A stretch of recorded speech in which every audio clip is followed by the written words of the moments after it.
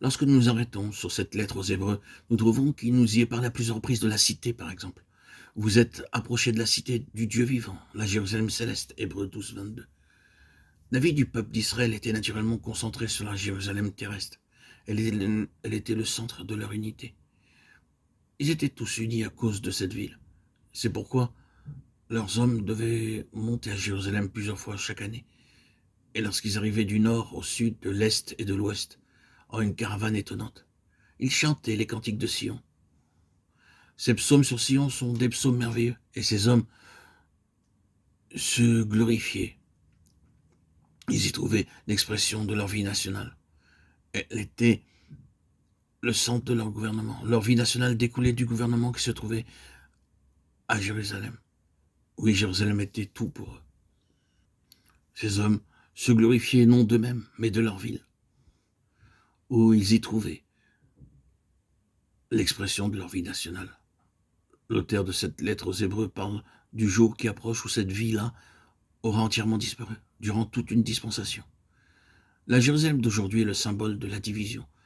Les Juifs en ont une partie, les Arabes en ont une autre, et ils sont incapables de vivre ensemble dans la paix. Elle est le symbole de la désunion, et pour Dieu, elle n'existe pas. Elle a passé, et Dieu a introduit sa Jérusalem céleste. Vous êtes approchés de la cité du Dieu vivant, la Jérusalem céleste.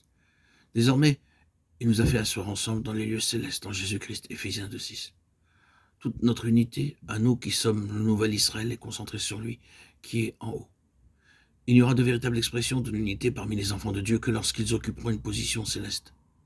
Notre unité est dans les cieux et non sur la terre. Paul dit que nous sommes concitoyens des saints, Éphésiens 2,19, et que notre vie est cachée avec Christ en Dieu, Colossiens 3,3. Oui, la cité existe, la pensée de Dieu la concernant a été reportée sur l'Israël spirituel. Toutes ces pensées sont des conceptions merveilleuses de l'ancien Israël. Si cet Israël était la famille de Dieu, la maison de Dieu, l'héritier de Dieu, la cité de Dieu, il est aussi considéré comme le troupeau de Dieu, les brebis de Dieu. Tu as conduit ton peuple comme un troupeau, psaume 17, 21. Cette pensée se retrouve naturellement derrière le cri du prophète Ésaïe. Nous étions tous comme des brebis errantes, Ésaïe 53, 6. Israël était le troupeau de Dieu et Dieu était le berger du peuple. Nous nous arrêterons davantage sur cette pensée, car c'est là en vérité une question très grande dans cette nouvelle relation avec le Seigneur. Dieu a reporté cette pensée si précieuse sur le nouvel Israël. Nous sommes le peuple de sa pâture et les brebis de sa main. Psaume 95, 7. Et lorsque nous arrivons à la fin de cette lettre aux Hébreux, nous rencontrons ces paroles merveilleuses que le Dieu de paix qui a ramené d'entre les morts le grand pasteur des brebis, notre Seigneur Jésus. Hébreux 13, 20. Il y a un sens dans lequel cette pensée domine toute cette lettre aux Hébreux. Les compagnons de Christ sont ses brebis. Je suis le bon berger, je connais mes brebis me connaissent, mes brebis entendent ma voix. Je les connais, elles me suivent. Je leur donne la vie éternelle. Jean 10, 14, 27 et 28. C'est une grande et riche pensée pour les brebis.